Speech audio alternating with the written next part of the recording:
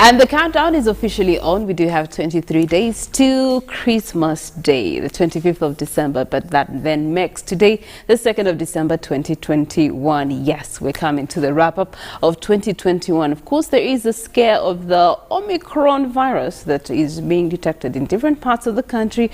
One wonders what that means in regards to traveling. One wonders what that means in regards to the reopening of the economy. But those are things that we shall be throwing light on later on in the show. It is Good Morning Uganda and you are watching UBC. My name is Priscilla Naloga and welcome to the show. I do have Robert Trouble alongside me this morning. Good morning to you, Robert. Good morning, Priscilla. How are you? I'm very fine. Yeah. Very fine. Of course, following events that are happening globally. And you just talked about the new variant. It is something that, of course, is a scare to many people. But back home, all is fine and I'm happy. Yesterday, one member of parliament interested me, that is Mukasa Lozias of Rubaga South, when he chose to come to parliament on a border to show solidarity with people, the cost of fuel prices that are hiking day by day. And I liked his approach because it wasn't like more of the usual. We knew people causing commotion in the city. Just came, then delivered his problems to the right forum, that is parliament. Okay. All right, Molan Kenya, welcome this morning and how are you? I'm doing all right, thank you, and a very good morning to you all. Yes, it is the second day of December and a lot is being looked at, especially in terms of heading for Christmas. And to a lot of people, Christmas is a favorite holiday of the year. It is for me at least, but I don't know about you. Well, given the kind of work that we do, you rarely get to enjoy the festive seasons the way we used to. Maybe Felix Nkunda has a better experience. Good morning to you, Felix, and how are you? Bonjour, bonjour, ça va? Ça va bien. Last time I was trying to teach you a bit of Italian and I was trying to greet you, say buongiorno. Buongiorno. Aha, come stai? Mr. Khan. Now you're acting like that guy was in Mind Your Language. If you I know, right? The Indian. But anyway, good morning, guys. I hope you guys are right. I can't be more excited now that we finally get into the season that does define the major three things: love, giving, sharing, and happiness. This is the season where it's like we let go of anything else we hold on to and just give happiness, give smiles, give time, give everything that is there to be given. It's a season of giving. No wonder it's called holiday season or festive season. So I'm happy that we're there. It's been a long time coming. You know where we've been since the year, and finally we in the month where the Son of God was born. I think that's a big one. Yes, it definitely is a big one. The other big one this morning is that we have to give you a recap of the last 24 hours, the stories that have happened both locally and internationally. But we'll kickstart it off with the local stories. Yesterday, having been World AIDS Day, His Excellency had a message to Ugandans, assuring them that the drugs, the treatment is available, but they should ensure they go and get to test so that they are able to know their HIV status. President Yoweri Museveni urged all Ugandans to test for HIV/AIDS because the treatment is available. Speaking during the World AIDS Day national commemorations at Core Independence Grounds on Wednesday, which was yesterday, President Museveni told the nation that we have come a long way in the fight against HIV/AIDS, and he says now confidently that we are winning the battle. As many as 1.4 million people are living with HIV/AIDS in Uganda, with 1.2 million of them on treatment. The national HIV prevalence has dropped from 5.4% to 18% in the 90s. In all this, though, the number of people living with HIV/AIDS is growing because it is cumulative, and Museveni said that since there are more people on treatment now, fewer are dying and more are surviving. Meanwhile, he assured that if there has been a repulse in the HIV/AIDS response due to the recent attention invested towards COVID-19 pandemic, the former efforts will be revived in the nearest future. The World AIDS Day was commemorated yesterday on the theme End Stigma, End AIDS, End the Pandemic.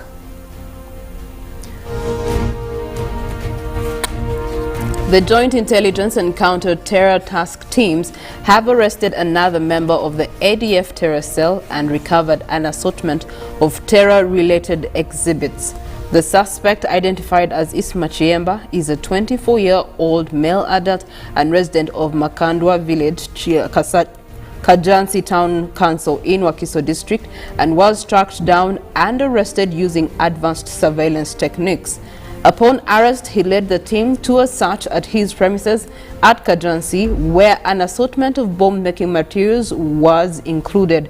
Chemical fluids, 5 capacitors, you do have electric and copper wires, batteries, screws, nails, a digital timer, 2 electric motors, 5 mobile phones, and several SIM cards were recovered. In addition, a bank Visa card and materials used in manufacture of destructive devices, including experiments, were also recovered and exhibited. The Joint Intelligence and Counter-Terror Task Teams further established that the suspect was the one who assembled the suicide jacket and belt that was detonated by Matovu Muzafaru on the Swift bus in Pidri. He was also in the process of assembling another IED on the instructions of an ADF commander whose details he availed to the Joint Task Force. We have also established that he was recruited and radicalized into the ADF terror cell in Ruweza by Imam Sulaiman Subga, who is still at large and wanted. At the time of his arrest, he was found with a written will and a planned mission. As the joint security agencies, they continue to investigate, respond, and counter all threats against our citizens and the country. Away from terrorism and issues of security, we now move to the fight against corruption, where the Chief Justice Alfonso Owini-Doro has called upon government to strengthen anti-corruption agencies and institutions with enough resources in fighting corruption in the country. Doro communicated this during a ceremony organized by the State House Anti-Corruption Unit, which was attended by various government institutions as one of the events leading to the Anti-Corruption International Day on the 9th of December. The function was held at the grounds of the Prime Minister's office in Kampala. And finally, for our local stories update, the Uganda Christian Lawyers Fraternity, in collaboration with the Office of the First Lady and the Uganda Youth Forum, are to hold a youth convention today, 2nd December 2021, and the convention will focus on exposing the youth to entrepreneurship and shall be held on the theme Entrepreneurship and Intrapreneurship, Emerging Critical Skills for the 21st Century Youth. Stories, and our first story will be looking at Russia, where we see it has come out to plan to take significant aggressive moves against Ukraine. U.S. Secretary of State Antony Blinken has warned tension between Washington and Moscow continue to mount before a top-level meeting this week. Now, after a meeting of NATO ministers in Riga, Latvia, on Wednesday, Blinken said that the United States was deeply concerned by the evidence that Russia has made plans to cause aggressive moves against Ukraine. Ukraine has accused Russia of deploying heavily armored vehicles, electronic warfare systems, and tens of thousands of troops along the country's shared border, the second such Russian military build-up so far, at least this year. Now in France, it comes out to reimpose primary school mask mandate nationwide as COVID-19 cases rise. Face masks once again become mandatory for France and France's elementary school children from Monday to new COVID-19 cases have topped a daily average of at least 10,000. Now, when classes let out of the weekend, 61 of France's administrative departments, or fewer than 2/3, were subject to face masks mandate for elementary school children. As of Monday, all dependents moved to the mask mandatory level 2 of France's COVID-19 school protocol, with the exception of harder hit France Junior, and which borders Brazil and remains at the protocol's restricted category of level 4. Now crossing over to Africa, Kenya's president gets Psalms wrong in national address. Kenya's online have been pointing out errors made by President Uhuru Kenyatta during a national address on Tuesday, outlining what he said he would achieve during the 8 years in office. He praised the army of helping revive the previously loss-making state-run Kenya Meat Commission, but got his sum wrong in the process. He said under the army, the KMC had collected 1 million Kenyan shillings each day at one of its new retail outlets. This 1 million translates into 30 million every month, 3.6 billion Kenyan shillings annually in just one outlet, he said. But that doesn't add up with 12 months in a year. Now, the correct figures should be 360 million Kenyan shillings, not 3.6 billion. President Kenyatta also appears to have got it wrong when talking about Kenya's expansion in power generation capacity during his term. He said when he took over in 2013, capacity was 13,000 megawatts, and that the figures had doubled to 26,000 megawatts. This translates into 325 megawatts installed every year under my administration, he said. Well, of course, he has received sums and, of course, backlashes online for such mistakes. From Canada, fall floods, summer heat in BC in line with climate change. Flood warnings were issued on Wednesday for several major rivers in British Columbia as a federal scientist says record-setting rainfall and alpine temperatures are consistent with climate change.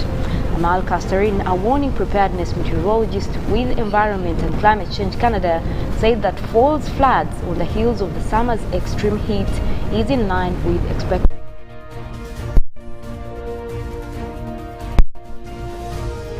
For all parts of Canada, including the mid-latitudes here in BC, he told the news conference on Wednesday.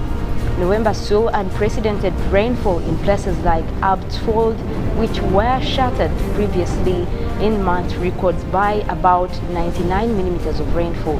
Now, weather stations in Nanaimo, Victoria, Abbotsford and at Vancouver's airport all broke seasonal precipitation records for September, October and November combined, as he said.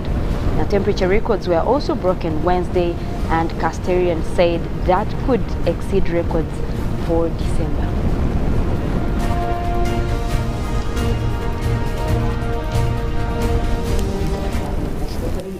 Internationally, of course, the biggest conversation now in everyone's talking lips is the Omicron virus variant that is right now coming from South Africa, but it's being detected in different parts of Europe. Of course, ahead of the festive season, then that begs the question in terms of travelers, those that will be going back to Europe, European countries in different continents, and those that would want to leave those continents and come to Africa, which borders are still open. So we believe that it's still under control as long as you're vaccinated. That's the point. As long as you're vaccinated, there's nothing to worry about, because it deals with the severity of the disease. So if you're vaccinated, then you won't experience as much trouble in case you contract COVID-19. Now, that is the whole point. So get your jab today. Make sure that you get vaccinated at the nearest health center to you, even up to Health Center 3.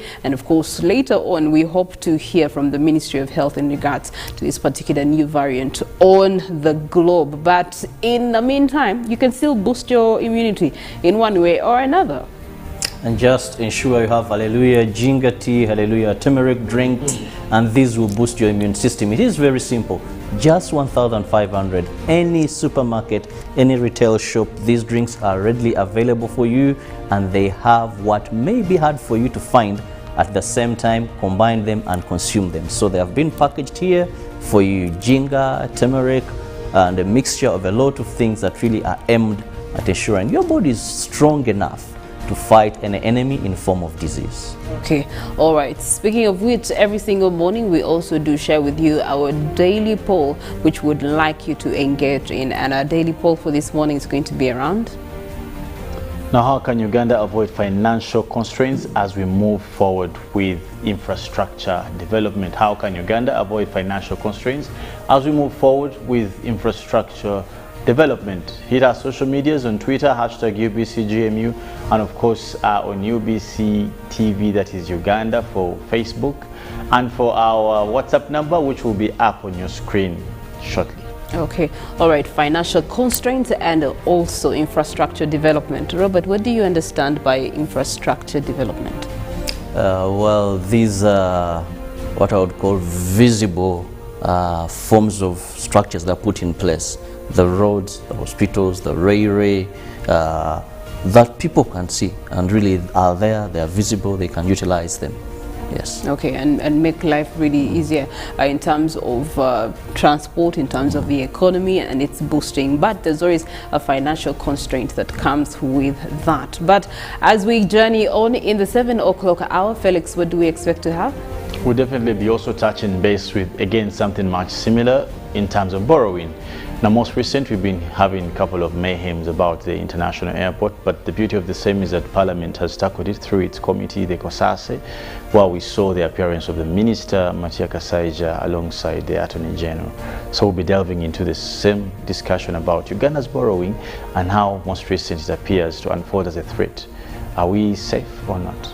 Okay, all right. Yesterday it was mushrooms. Today I wonder what Molen Kenyana has for us. Unfortunately, it looks like since we do not have the mushrooms, we might also be looking at more effects that could lead to food security. Now, the East Africa Prediction Center has warned for a more likelihood of a drought across East Africa, and that will make it the 4th consecutive season when we're looking at mostly drought situations across our region. And they're also warning that this could really deteriorate rapidly for the next coming months. We'll be diving in and look at which areas are likely to be more impacted. Wrap up our 7 o'clock hour. Into our 8 o'clock hour, we do have Robert Chirabo. He will be hosting Good Morning Uganda Agenda, and the agenda for this Thursday morning happens to be the role of the diaspora in national development. People that are Ugandans, they're out there, what have they done? What can they do to develop their motherland, Uganda? Okay, all right. And we'll close that with the sports update coming in from Ruben Pima Chibidango. Midweek football in the English Premier League is having stunning results. Yesterday, we did have teams that had tough fixtures. We shall find out in our sports update what those results were and where it leaves the competition of the top 4 in the English Premier League on the table. For now, we'll leave you with an olden song for the day, throwing back it on Thursday morning as we get into our 7 o'clock hour.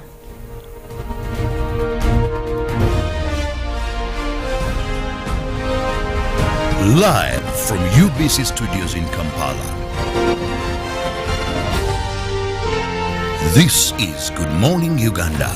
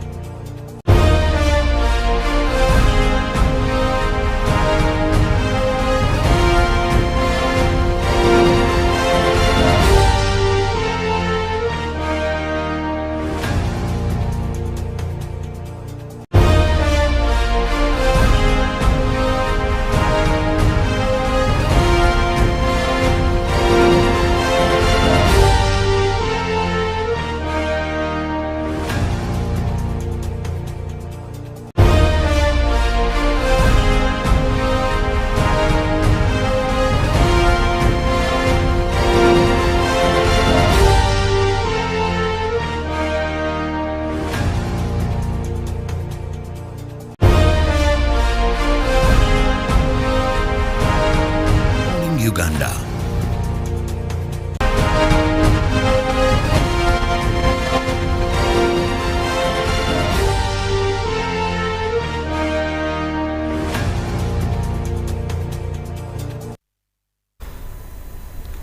Well, it is seconds to the 7 o'clock hour. Welcome yet again to Good Morning Uganda. In case you have just switched on your television set or even your mobile phone and you are streaming live with us on YouTube, which is UBC Television Uganda. Thank you so much. My name is Priscilla Naloga, and this Thursday morning we step into our newsreel discussion of this morning. I am joined by Felix Nkunda and also Robert Chirabo. Now, as we kick off the 7 o'clock hour, of course, we do have a poll daily that we want your thoughts about. And that will be, how can Uganda avoid financial constraints as we move forward with infrastructure development? How can Uganda avoid financial constraints as we move forward with infrastructure development? Again, social media, Twitter, hashtag UBC GMU, and of course our WhatsApp number will be on our screen as we go on. But also for some of you who can send SMS messages, those watching from YouTube, please, you can also leave a message. Okay, thank you so much, Felix. Now, you cannot have infrastructure development without a financial muscle to it and aiding it to be able to extend barriers, to extend boundaries, to extend economically, socially, and in other forms. Now, we bring into this conversation, which is regarding infrastructure and also finances, the national debt. And this morning, we're going to be looking at managing Uganda's national debt burden. This comes off of the background where you did have the Attorney General Chiyowa Chiwanuka, who refuted claims that Entebbe Airport had been sold off or is at a stake over failure to clear $200 million, saying that Uganda has not defaulted on its obligation to pay the loan. He was appearing yesterday before the Parliament's Committee of Kosase, investigating alleged irregularities in the loan agreement that saw Exim Bank of China lending Uganda $200 million, approximately about 708.6 billion Ugandan shillings. Of course, Ugandans have taken these reactions to social media, asking themselves, is the Entebbe International Airport the only international airport we have now in the country? Is it going to be taken over by the Chinese government? I've seen videos, people who make Ugandans make fun of things. They have gone to social media, done videos, and now they're being colonized by Chinese. Now we speak Chinese, so they were, so it was very interesting how people have reacted to it. But we want to come to the truth of the matter and how this is actually related to the national debt burden that Uganda is experiencing this season. Felix. Well, in response to what has been on all over social media, as a matter of fact, first, purposes of clarity, I may want to say that there is no institution, there is no country that doesn't have debt. Even the mighty USAs of this world, even the Russias, the France, the what, there is no. So it is not news that a country like Uganda, in fact, if there's any country which should have debt as third world countries, it would be strange if we didn't have debt. Then it wouldn't be a third world country again, because it's one of the qualifiers.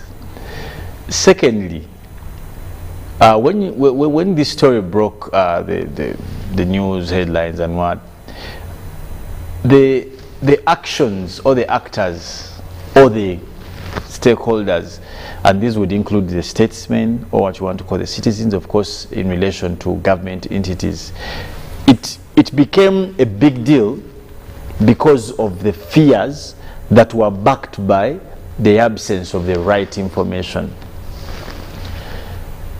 If any of our viewers probably, and you, my colleagues, have taken time to look at agreements in the sense of, okay, anyone lending money, I don't know if any of you has ever borrowed money or lent money. Lent money. Now, borrowing or lending money is a conditional agreement. It is categorical in that form of manner. It's a conditional, but it must be anchored on the what we call the bedrocks of contractual relations. One, there must be an offer, there must be acceptance, there must be consideration, consensus ad idem, mutual agreement, legality, just to mention but a few. All those must be, but it is a conditional agreement, because in between the two parties, or three or four, whoever parties are there, you have someone who's taking from another for a particular purpose. Now, if I may just speak on over a particular period of time. Exactly, that's what I'm saying. It is conditional. It's a conditional agreement, and conditions could be as wide as possible. They could be in terms of what you're going to pay, how you will pay it, when you will pay it, what you're giving for me to pay it.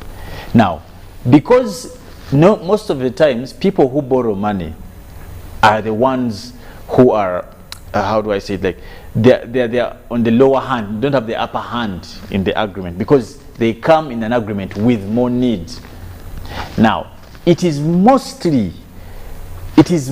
probable a practice in contractual relations that the person with an upper hand in a contract will manipulate it for their benefit. I don't know if it yes. Yeah. So it is most evident. That's why when you look at most of if you even come to Kampala, you see money lenders. I have a particular, just this week, a colleague of mine came to me and said, they have taken my car. I'm like, and what happened? When he was borrowing money, they made him even transfer the logbook. You've seen these things, you as a local leader, you see these things. Lenders as impembus nkuwente. That's the thing. Now, for them, what they do, even at the time, like if you have a land title, you have to first transfer before they give you money. It brings us back to the same thing. There are two parties. One is less in need, the other has an upper hand. One would say that is unfair for contractual purposes. But again, by the time you come to borrow, there's evidence of a need. So, and as I was listening to these arguments in Parliament about the kind of contracts, and people seem to forget that by the time Uganda goes to borrow money, wherever it does borrow, it has evident need. So it means that all 70% of its negotiations cannot be determined by what it wants. It is not in a higher position in terms of negotiation. And that's just simple sense. As I've given you an example of just any of us. Let's say, Robert, you have a very sick person in hospital. You want, let's say, Priscilla to give you about 20 million. Priscilla will ask you for an arm, a leg, an ear. But because you need the money, now it speaks into desperation. That's why it was, for me, a shame for Parliament to come out at this point and try to make relevance. Yet it never comes out to see that such things are avoidable. Because actually all the loans we get, they have to be first approved by Parliament. And this is so what if they come up earlier. now Yes. and they look at terms, this was a bad loan that people who negotiated. When you are passing these Uganda, allowing Uganda to go and borrow. Exactly. You should Did you do do due diligence? Exactly. Thorough due diligence. Because remember, we are looking at interstate borrowing that has a risk. And by the way, this is the major problem. And I think this was the biggest fear when every member of Parliament fell on this clause, they got shocked. And that is from that clause is where we started hearing things like China will own, like the relinquishing of state sovereignty in this agreement. That was the thing that... And the interpretation of it, actually. Because when you get to see in the COSASE committee meeting, when they're presenting this particular matter, it states that actually, if we are to look at the payment agreement, it's supposed to be starting April 2022. So we're not yet there. We are still getting the money, putting it in the right place, and then the country will start repaying that loan starting next year. Next year. Yes. Because actually, in about the same issue of payment, maybe just kindly allow me explain this thing of the state sovereignty.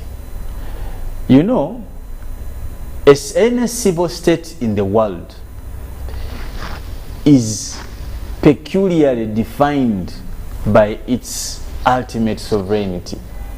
That has been the biggest hindrance, because it's like a veil. In law, you want to call it a veil, like a national veil that a country covers itself with. Now, when you go into interstate agreements, you must, any sensible lawyer representing any sensible country, you must unveil a state of its sovereignty for you to have a good contract. Because if you don't unveil a state to lose its sovereignty in a contract, it can hide under it not to pay you. I don't know if it comes out clear. So it is not news when you have when Uganda was unveiled of its sovereignty in this agreement, because it could use that same sovereignty to abuse the contract. It has happened. You saw there are many cases in Zimbabwe where you saw the late Uncle Bob chasing these people just like, and sometimes you can do nothing. But also, if you get contracts and you never want to be open and a good contractual partner, it scares other borrowers. That's why Uganda must be very careful with how it deals with this, and the parliamentarians by far must be more careful with the kind of words they use, with the kind of language they use, because Uganda may go around looking for someone to borrow it money or to lend it money and will never get, because of how we handle such contracts. Actually, when I remember the words of Honorable Matia Kasaija, he said, when we needed this money, that was around 2015, we looked around. We looked around, and this was the best offer that we had. This was the best offer. They tried all avenues, and it was China Exim Bank that was willing to offer us this loan under such circumstances. Yesterday, I was watching, that is China's ambassador to Uganda. He was delivering aid of about 140+ million to the flood-affected people, and he said they are dismayed with what they see and what they hear, that China wants to take over Uganda's airport. He said it is on record, we've never done such in any part of Africa. And even if that happened, where maybe Uganda is failed to pay, we would look for other alternatives than going with the airport. But of course that was a bastard, and this could be at diplomatic levels. But what has interested me so much is when Felix said that when we are talking about borrowing, of course there's one that has an upper hand. But also, most of the times, I think African countries, because of desperacy, many times we may not either send good negotiators to such loan venues. We lack our technical. For me, I look at the technocrats. Every poor person is desperate. Technocrats. So. When we are making these, when we are looking at the conditions given, to what extent? Sometimes you can better negotiate, but I think sometimes we either take poor negotiators or people who do not take due diligence. Is Because it when poor Matia Kasaija negotiators, comes up, or is it the fact that we have a need, as it had been earlier made? We have a need, however, according to our treasury pool, we cannot service this need ourselves. We need to get money from somewhere else and then find a way to repay the money, but deal with the need in due time. yes, we have a need. I accept we That have a doesn't need. make us desperate.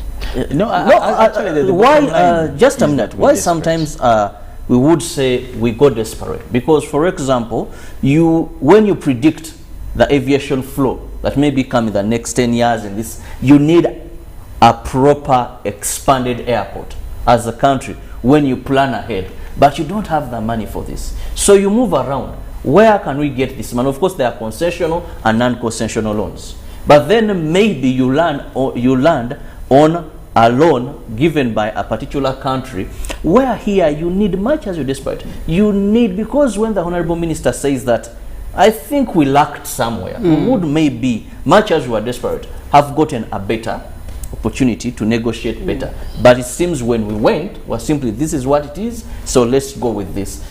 Many countries get loans. The United States of America's debt burden is even bigger than Uganda's. But you see, what type of loans are you settling for? What choices are you making? What is your impact when you go at this negotiation table? Because these are interstate. There's so much that you can consider to secure good deals than just landing on anything. If I may just, kindly allow me also to say this. You see, there's something we must understand. I want to give you a scenario between just the three of us. I want to imagine if my sister Priscilla is indebted with, let's say, 100 million, and she's struggling to pay back that.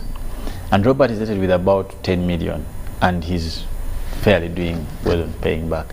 And all of you come to borrow, to borrow money from an institution, let's say it's called Felix. looking at your, because there is no one who can borrow you money without looking at your debts, track I guess, record and your debts, and you have to who bring is all those easier matters to lend exposure. money to between the two of you? It should definitely be the person who has a less debt burden and also is dealing It may with not really necessarily even be less, but they have managed their debt burden very well. Actually, that's the right word. Who's managing well their debt? This couldn't be more than yours, by the way, but managing well. Now, between you and me, you know very well that a country like Uganda has issues with debts, humongous. And I'll tell you honestly, even the people who lend money sometimes are afraid. These are things they never tell you, that even before probably they go to Exim Bank, they could have traveled the whole world wide. And lobbying for. Yes. That's why I don't think for me the problem is the debt. That we can't do much about it. And this is what Parliament should know, and whoever is interested. Actually, so the problem is in what was negotiated of us in exchange of meeting our need. Is that what you're saying? Yeah, you could say the negotiations could have been better, but that's only said by us because we weren't part of them. Probably this was the best they could negotiate. They would come out and tell you this. But the biggest question, Priscilla, as we try to dissect this whole thing, is to try and see how do we manage our debt burden. And that's what I'm saying, that managing a debt burden rather says a lot about the kind of state we are, financial management, our financial management. We shouldn't worry about the humongous debts, and that's what my colleague Keke was saying. I'm not worried about, because I think this is something we can, but how do we manage our debts? There are things that affect the financial behavior of an institution, and by far, if you want to curtail it to a state, there are things that help manage or that define financial discipline. I think this week, Robert, and you myself were doing a story about corruption. Yes. And the amount of money we lose in annually. Corruption. Is it about $1 trillion? We lose 10 trillion annually. And we are talking of about a debt of 200 million. Every trillion has how many billion? That is 1,000 billions. And we are talking of a debt of about 700. So don't you think we can renovate? We have resources that we can airports redirect. Not even borrowing. Secondly, 1 billion could have as a country, let me tell you, and I want to give this an analogy through a family. If you have a family, mother, Priscilla, father, Robert, and maybe children, Felix, I don't know, you must have a source of income as a family. You can't survive without a source of income. What is the source of income of a country? Revenue collection. Okay. How are you catering for that business or that source? How are you making it more enticable so you can get more and more from the? You know, sometimes, as I always tell my students and my colleagues, that why do we think so far from ourselves? Was the first option when the issue of the airport came, was the first option to borrow? Did we exploit all other avenues? Well, then that brings in the gap that could be possibly there, that in regards to what available options are there, when you have people that come in like lobbyists, because usually lobbyists are in between either parties, and when they see an opportunity, they're going to come and actually convince you that this is where you're going to have people market loans to countries like exactly, and you know, and so they remove that whole mindset and ideology that you can actually. I think here, Felix, because then it comes back to the thing of living within your means. As Uganda, in such a tough time as this COVID-19, we have a lot to deal with. There's a new variant that is on the globe, and so all money has to be maintained and kept within the country. And now we have to worry about the national debt burden and what it's costing us as a country, most of the citizens of this country. For me, in my opinion, borrowing is not a problem. But one, what are the reasons why we are borrowing? And then two, how are we managing the finances that we are borrowing? You see, some of these countries are out there to give these loans. And some of these loans may not even be hard to get. You know, they are put there because these countries know that this money in the long run is going to come back. I want to tell you, the Exim Bank of China, when you look at many of these financial bodies globally, they have intentions, let's go out and lend these countries. Because in the long run, one, there is a way that these will help also put them in position of leadership, in position of shape and dominance over some of these countries. The biggest challenge I think third world countries are having is sometimes you go for loans when you're not prepared enough. This is a country where we'll go to IMF, get a loan, and at the end of the day, you've secured the loan, maybe to construct a road. And if I may ask, what would you consider as prepared enough? Prepared enough is knowing most of the loans we borrow, a number of these loans we borrow, they reach payment time when even some projects have not commenced. You want to have a road, you go, you borrow money to construct a road. The money is given to you. Time for returns is expected. You've not compensated the Felixes that have buildings over, have plots there. So you're paying back even before the project has commenced. So what happens? This is a dead loan in one way or the other. Second, we go for projects that are not viable enough. At the end of the day, they will tell you we borrowed this amount of money, but this project could not kick off. Why? You hear environment assessment, you hear a lot of excuses. So what type of loans do we go for? What purpose? How prepared are we before we go for these loans? Because it's not just a matter of saying a loan is available. I'll give you a scenario. When members of parliament are being sworn in, you find all banks in Uganda in the compound of parliament.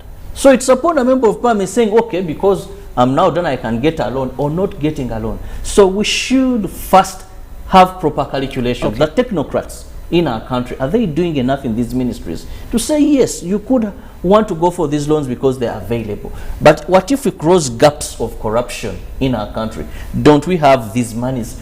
Talking about money that is less, you know, as a country, we are talking about a loan. And I liked the Honorable Minister for Foreign Affairs when he was speaking. Yes, he said, we are discussing a loan that is not even a trillion shilling.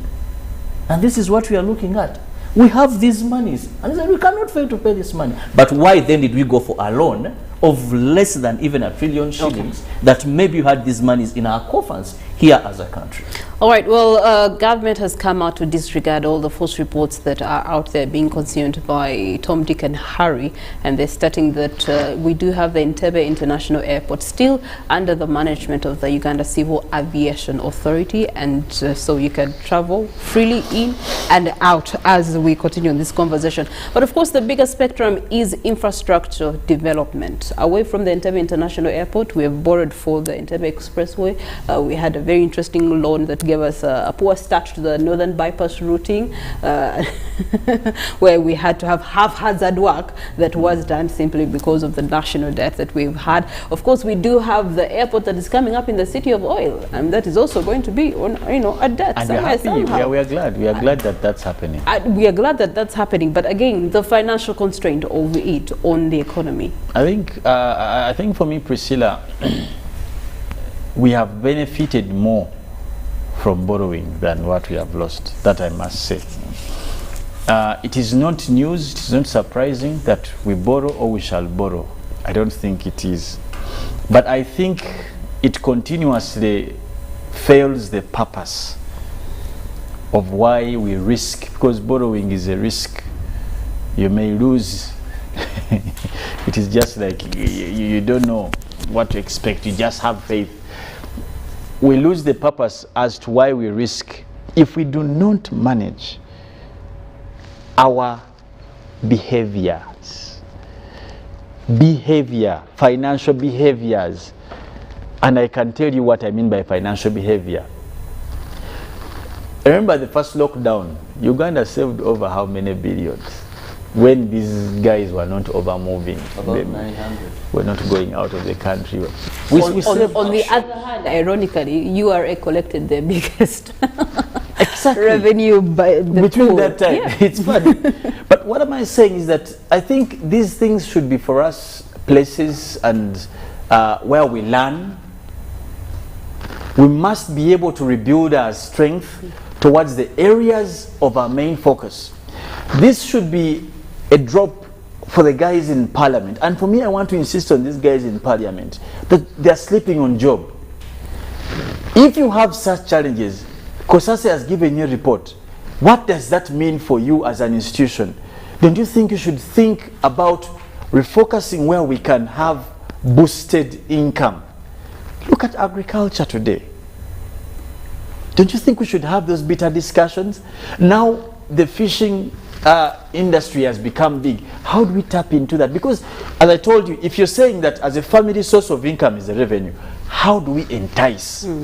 Because you can't get comfortable. Less expenses, as I've always said, like yesterday was saying, you can't have this team scoring and they're also scoring. You score, they score. If we collect a good amount of money, but we are also wasting it in terms of facilitation for the government officials in particular, because I don't think they can facilitate you when you're not a government official, in terms of livelihood for these officials, in terms of movements for these officials. Like, we must sit down and agree to cut costs, as you said, to live within the means that can help us get to the level we want. The National Development Plan was launched a couple of years ago. Phase 3. What are we, because that one should be able to inform how we spend, where we put our efforts, and what we can expect. Okay. You see, you cannot get out of a place of being a borrower if you don't change your mindset. That's true. I think our mindset must be geared towards productivity than borrowing. Okay, on another side, do we have evidence of impact from, you know, the debts that we have so far taken up on the different infrastructure development plans that we have in the country? Do we have any realization of good that has come out of it? Well, I think that is obvious that we do, because most of the monies we have borrowed have gone to key infrastructures. Talk about when we had challenges first with power in this country. Remember a time when load shedding was the order of the day. Most of these dams we've constructed. Look at the roads today. Uganda almost border to border of any other country. It has been connected. These are, many of them are loans. When we look at even our carriers, the Bobandias, we could talk about the Airbuses. All these are not money that we've got from our revenue. These are loans that we've gotten. So most of the infrastructure in this country, by and large, relies on monies we've borrowed. And of course, when Ugandans can enjoy some of these services, it is automatic that we are having evidence to what we are borrowing. Our debt burden continues to be a problem, because it seems day by day it is increasing, and the payment time. Recently I had the civil, I think it was CSBAG, that was again advocating for a country like Uganda to be pardoned of her loans, because when they made that quantitative assurance of saying every Ugandan, if we are to pay our debt burden, must pay about 1.5 million, and then that will be enough for us to clear. So they're saying if we reach this stage, maybe you could push again for pardoning of such countries of our debts. But in terms of what we've been able to achieve, the impact, I want to say it is tremendous when we look at our infrastructure as the best example, because there are reasons why we are borrowing. Okay. And basing on this very same example of the agreements that we have between Uganda and the Exim Bank of China, you get to see that there's so many party holders in this, you know, particular conversation. You did have the Attorney General, you know, going before the committee to explain himself. The Minister of Finance. The Minister of Finance was very worried. You know, he also has to explain himself. That's Ministry of Finance. The members of Parliament, that the government is responsible for it. And so, which exact institution is supposed to be tasked in handling the national debt? It's government. Because when you're borrowing, you don't borrow to an institution, you borrow to a state. In fact, it is under the stewardship and the direction of His Excellency the President that such negotiations are held. And whoever does that is a representative of a country in respect of the fountain of honor. However, there are direct institutions that are related to anything to do with money, and that would be the Ministry of Finance. Again, as an agent of His Excellency. The Attorney General, the Solicitor General, in terms of the contracts, must be part of this, to help with the interpretation, to help with the crafting, to help with they may not be directly linked with the negotiations. Now, negotiators again may be from probably Ministry of Finance at that level, because negotiators must keep in mind the possibilities and the challenges, and also the usage of such money. So it's a network of different players in this whole thing. Okay. But I think just lastly from me is that Parliament must seek involvement in such transactions, away from just approving they must seek some participation. Consultation, Yeah, because Parliament from has the capacity, even if it was international about bodies reviewing, that can actually help direct. Yes, Yeah. even if it was about reviewing such contracts, if the issue is about the language or the terms, they have the capacity to hire independent firms. Even not Ugandan, they can be international if they want. Yes. So I think away from just them coming in the aftermath of they should try and see where they can be a part of this. Okay, all right. You have had the facts for yourself here in Good Morning Uganda and Newsreel. You have had the opinions. Basically, we have given you a better shape of the picture regarding the Entebbe International Airport. Many of you have been having false information, but now you know it's still safe. It's still our international airport and it's going nowhere. A dead burden will start to be cleared in regards to the airport come Airport 2022. So for now, we are still good. And we give, you know, we say thank you to government for always lobbying for infrastructure development. That is their mandate and they're doing a good job in that regard. Allow us to look at the dailies this morning. Later on, traffic updates, and Molen Kenana will be closing up with weather, nature and climate.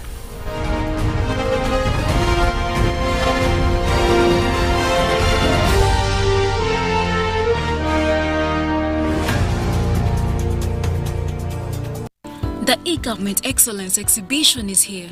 Come and experience the ease of accessing government services online as government entities showcase their digital transformation to fast, convenient and efficient service delivery. The e-Government Exhibition will be held at the Garden City Mall parking on Friday, 3rd November, starting at 8 a.m. to 5 p.m. Entrance is free.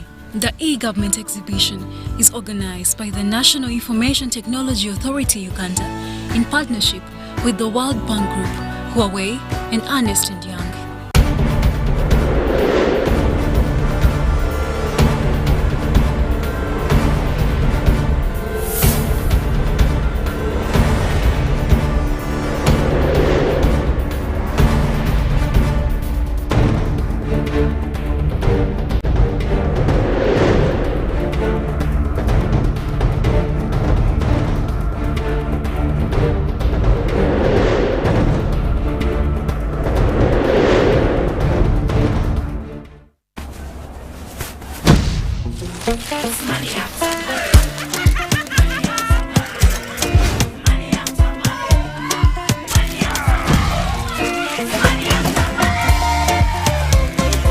Transact and win money after money with Airtel Money. 1.5 billion shillings in cash prizes up for grabs.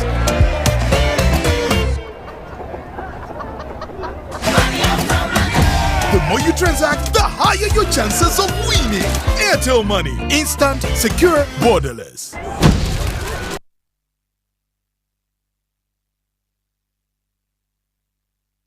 It's the festive season and we love it.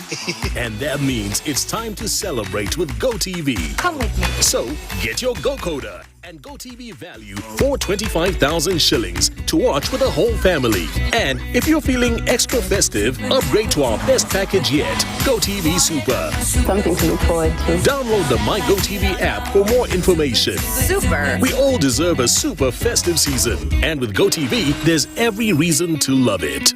Raising Voices. I feel happy when my mother spends time with me. I hope all mothers will like my mother. I want my mother to reach out to all mothers.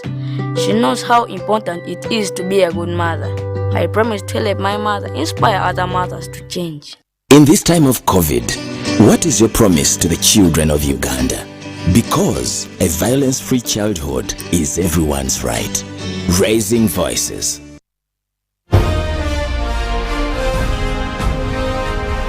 Live from UBC Studios in Kampala. This is Good Morning Uganda.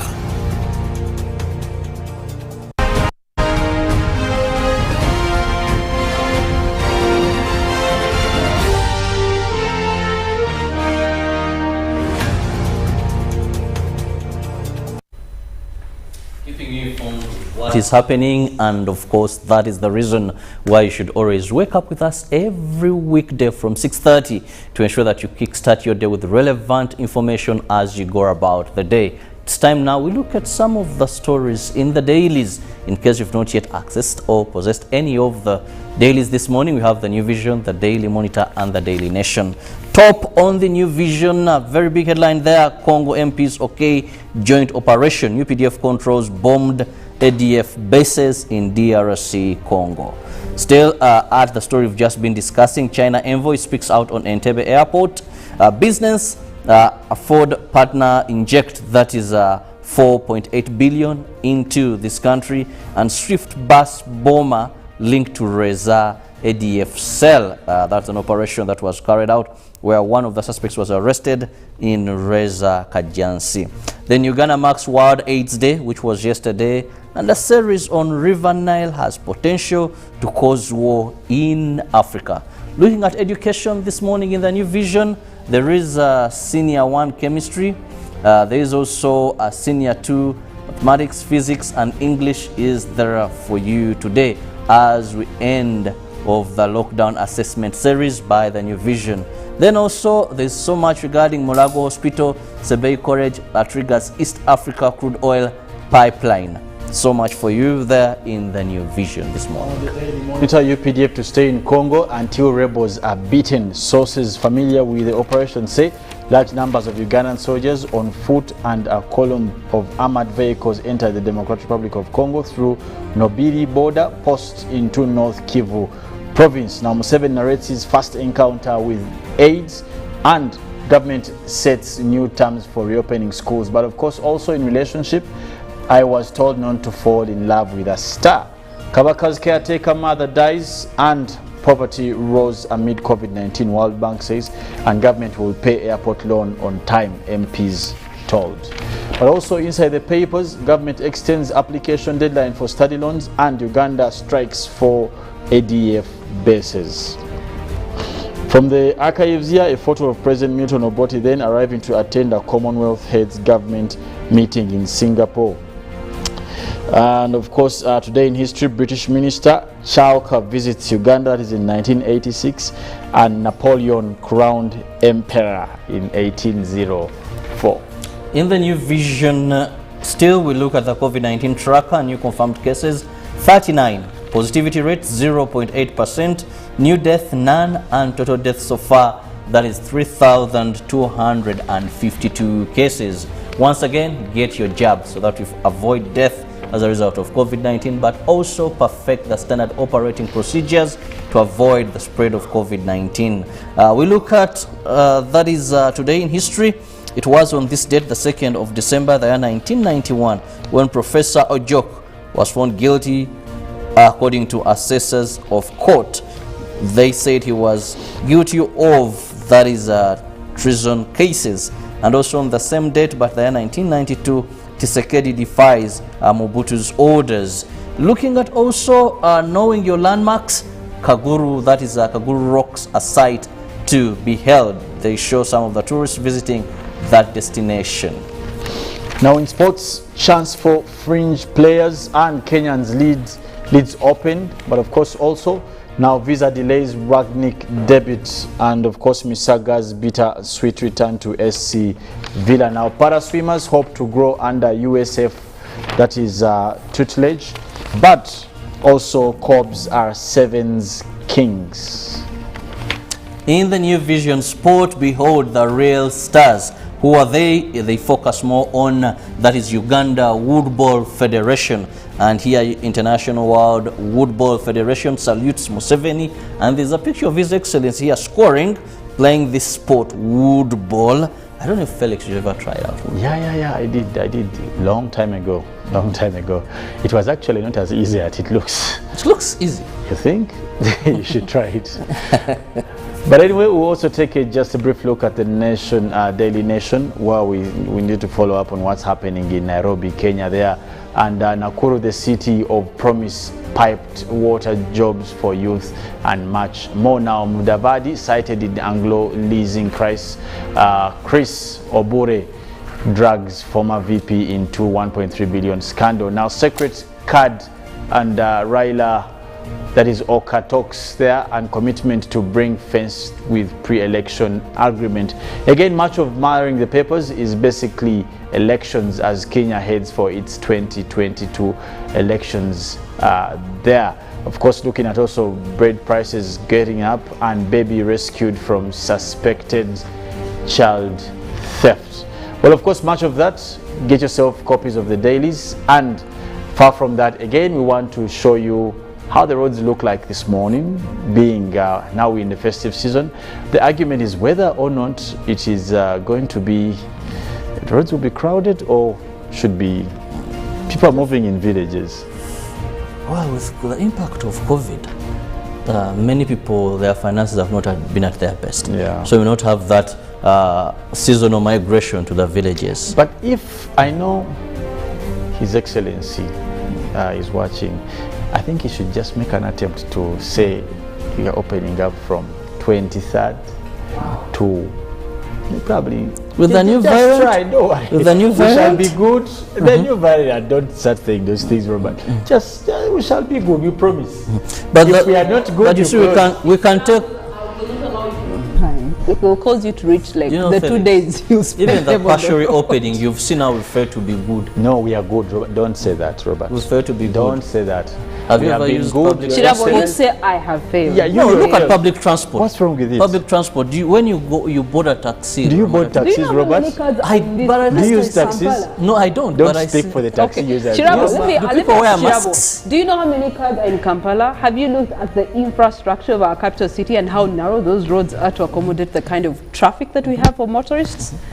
What shall be good children. If you are not good children, then you close. But try us. You can try and open. So like Christmas and New Year's, we have some. Try and fail, but don't fail to try. So shall have done some drills to see what will happen in January. That's the thing. Try. Like throw a stone. So you want to do a dry run? Eh? But anyway, let's have what's happening on the road with Priscilla and Agoga. Okay, you're right. Of course, we've been having a conversation about the national debt burden. The focus point has been on the news that has been going around different forms of media regarding the Entebbe International Airport. And there was a picture that was posted a few days ago, picture of the day China rebrands Entebbe Airport. And, you know, there was rebranding that was put there when it comes to people and faking pictures. Well, this picture is fake, and this is a statement that is coming in from the Uganda Civil Aviation Authority saying, fake image alert, please disregard the fake photography image below, which is trending on social media platforms. So this is not the reality of what is on ground. However, when we speak of Entebbe International Airport and on ground, we want to look at the reality of traffic on that particular route. Obviously, now because of the new security measures that have been put up around the Entebbe International Airport to safeguard all forms of travelers, you do have traffic then that picks up a bit over a kilometer away from the airport. Now you do have, of course, the orange and red zone here for traffic that is heading into the airport because of the security checkup, and so that is one of the reasons why you do have that traffic there. But away from that, all routes, especially through the Entebbe Trading Center and Entebbe Town, seem to be clear heading onto the Entebbe International Airport. Of course, the sharp corner there, of course, gets you to slow down in terms of traffic, but then again, the rest of the route seems to be clear.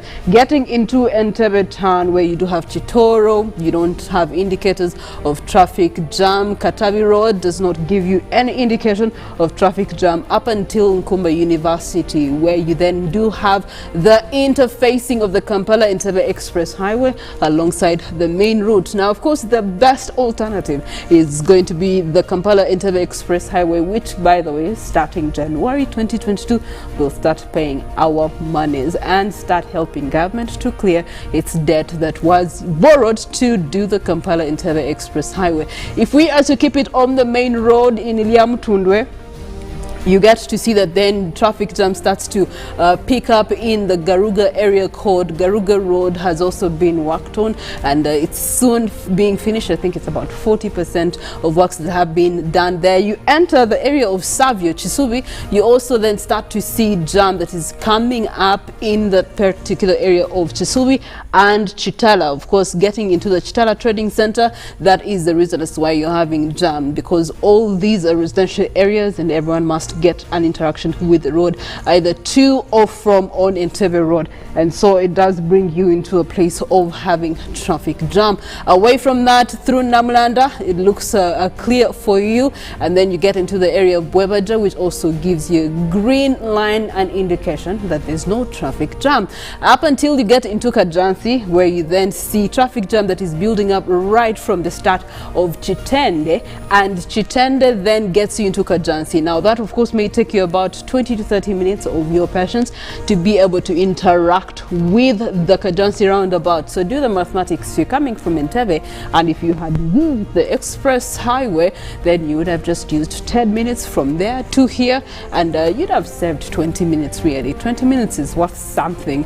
Anyway, we get to move past Kajansi, keeping it on Entebbe Road. We get to go through Katale, which interacts with Entebbe Road, and this morning surprisingly we don't see any indicators of traffic jam, especially for those that come into Katale, interrupting the flow of traffic here. You then get to move into Seguko. That also seems to be clear this morning.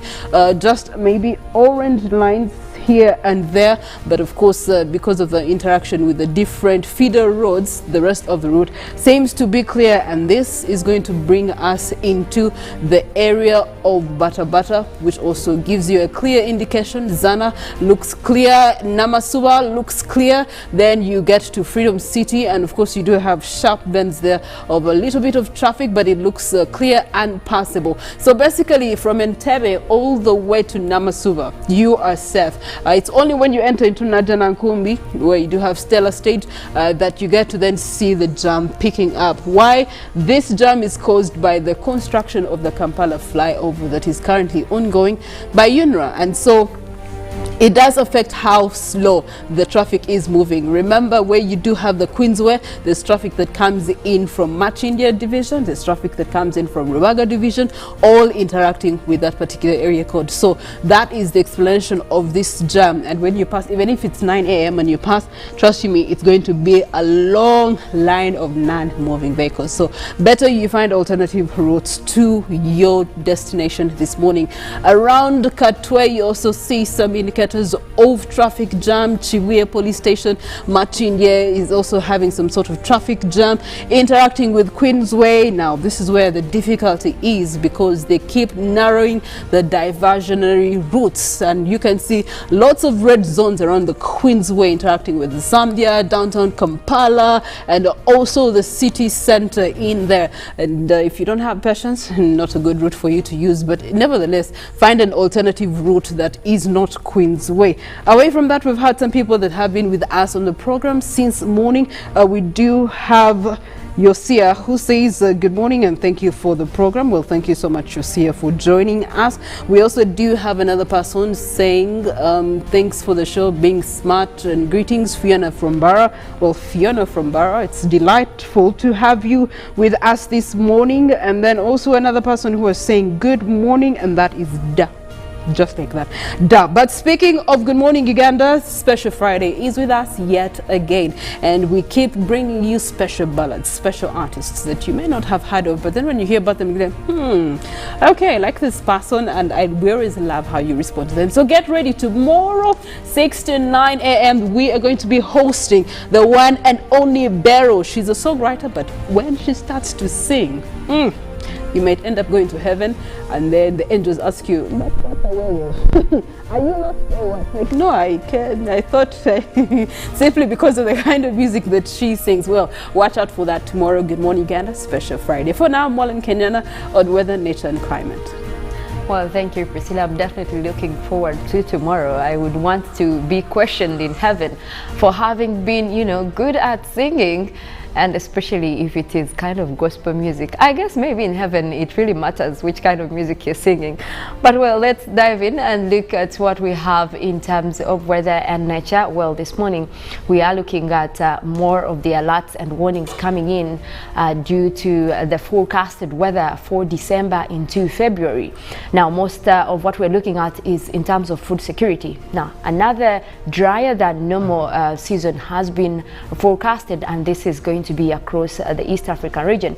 Now, there was a warning that came out earlier in November that still indicated that most places within the region will be dealing with drought crisis, and that obviously in turn leads to food security. Now, ICPAC, which is the Regional Prediction Center, has also come out now to give out more warnings in the likelihood of the situation actually deteriorating from what we earlier anticipated. And most of the regions, most of the places that are likely to be affected more, we're looking at western parts of Kenya, we're looking at Somalia, and also moving to Eritrea. Those regions have at least higher warnings in terms of what is likely to happen with drought, and of course that leads to low water supply within those areas. But also in Uganda, at least parts of northern Uganda, central north, and also towards the Kyoga region where we have those red dots and the yellow colors, those are areas that are likely to have a reduction in water supplies, and that is going to be mainly also related to the drier conditions that are expected over there. Now, obviously, we are heading into a dry season, so that means that there is going to be more sunshine, there is going to be less water over the area, but these areas are most likely to be affected most, which is why a drought warning is still coming through for the East African, Greater Horn of East Africa region. But also we'll be looking at the forecast in detail, and that has been given out still from the East African Prediction Center, looking at what we can expect from December up to February. Now, this is a seasonal forecast, but looking at what we have across East Africa, and specifically the rains that are expected. Now, these are probabilistic forecasts, but in terms of rainfall, we look at mostly the southern sector of Uganda, where we are seeing that yellow color. Now, that is the area that is expected to have at least a little bit of rain. So still northern Uganda, Karamoja region is forecasted to have drier conditions, which is why that is an area of focus right now in terms of water conservation. So all that will be below normal, and according to what we're seeing here, at least 50 to 40% below normal. So that is really going to be a huge stress, but not out of the ordinary, because we are heading for that dry season. Now, also in terms of temperatures, still it is quite going to be above normal. Now, above normal will mean above what we have been used to. Now, for example, the temperatures that we are having now, almost, if you look at Uganda, almost all parts of the country are covered in that yellow color. So meaning that we are going to have those temperatures going up for the coming 2 months, and also including December. So that means that there is going to be something out of the ordinary in terms of temperatures. So still it is going to indicate those drier conditions. But take a look at western Kenya towards parts of central Kenya, as well as Somalia, also and the southern part of Ethiopia, those orange colors there. So that means that is going to be quite high, considering it is going to be above normal temperatures. But still look into the colors over there, at least 60% above normal. So these areas are going to feel much more drier than the rest of the region. Also towards the parts of Sudan, that is also likely to have more drier conditions. But also in terms of rainfall forecast for December, looking at December alone, what are we expecting?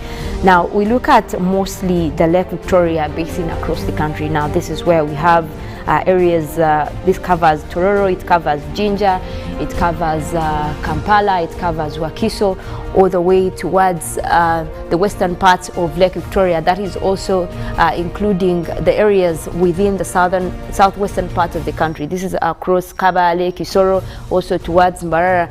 But these are the areas where we do expect at least a little bit of rainfall. But elsewhere in the country, we can see we have that very clear indication that there is going to be reduced wet weather activities, and those are the ones we have to look out for, because at least most of the forecast that is given out is indicating that we could be looking at drier conditions throughout the whole of December for most of these areas. And still, this is coming in from ICPAC, that is our regional prediction center.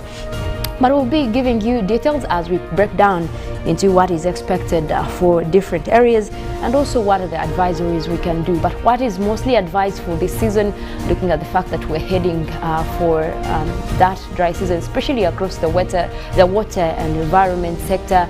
You look at water conservation. This is where we advise farmers to please do make sure that you stock enough water, and also practice irrigation. That could also be something to look at in the coming season. But also health-wise, do carry out those mass at least education to make sure that people are ready, because with dry conditions also comes diseases that are associated with that kind of weather, and most especially looking at the fact that malaria has always been associated with rising temperatures. We just look at the temperatures, which are also expected to be equally high, so at least apply those mosquito nets.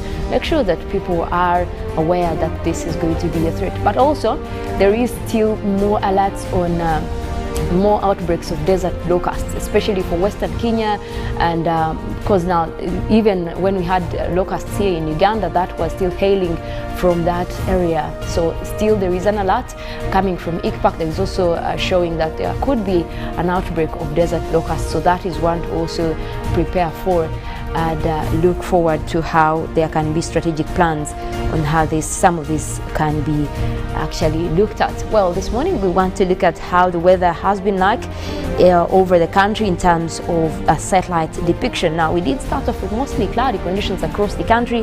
There was mostly intervals of sunny and cloudy conditions, but more rains were coming in across the northwestern part of the country, that is across Arua. They did start off with a little bit of rains, but that system is headed westwards, and most likely it will be clearing as the morning progresses. Now, that is same system that is likely to be developing still across this part of midwestern Uganda, but it's only dumping cloudy conditions towards parts of Masindi, and nothing like rains for this morning. Now, also very clear skies for the grey colors there, so that means that we're looking at sunshine across Good. It must be pretty sunny. Padel over there, Moroto, that is across the whole of Karamoja, looking at clear skies. That is an indication of sunny conditions over there. And also look at central Uganda. We do have some clouds that are starting to develop across Mbale, but that is only mostly sunny conditions. Now, towards the Lake Victoria Basin, where we have Kampala here, we're also looking at mostly a sunny morning. We do have those clouds that are coming through, but much of it is actually sunshine. Now, the southwestern part of the country towards midwestern is where we have some clouds developing, and those could also be bringing us rains later in the day, but also more of the rainy system starting to develop over Lake Victoria. Now, this is the same system that might be bringing us rains later in the day across the central part of Lake Victoria, as well as parts of Masaka there, so that is one to look out for. There is also one in the blue color here that is starting to develop a little bit, so that could also be affecting parts of Jinja, Tororo here, but it looks like it might clear very fast, and in the afternoon we might be looking at mostly still in terms of sunny and cloudy conditions. But we will look at our forecast and see which areas are likely to pick up in terms of wet weather, and those that will still keep up with intervals of sunny and cloudy conditions. Now, for this morning, we start off with the western part of Lake Victoria, where we have Masaka, Kalisizo, Sembabule and Rakai. We are forecasting isolated rains. Those will be across several places, starting off with a chilly 24 degrees centigrade, and that is likely to continue into the afternoon. Now, southwestern Uganda, we have Mbarara, Ibanda, Bushenyi, Rubirizi. We're still forecasting those light rains again, starting off with a cold 24 degrees centigrade, and that is also likely to continue into the afternoon.